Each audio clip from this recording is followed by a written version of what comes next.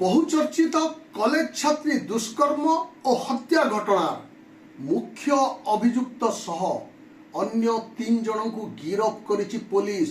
ये घटना सारा अंचल रे, केवल सारा अंचल रे नुहे सारा ओडिशा रे चांचल्य सृष्टि करथिला।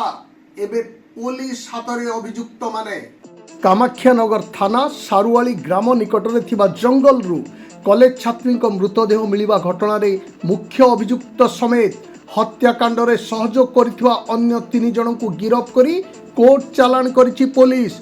एने कामाख्यानगर एसडीपीओ कार्यालय ठारे एक प्रेस मीट करी सूचना दैचंती ढेंकानाल एसपी अभिनव सोनकर।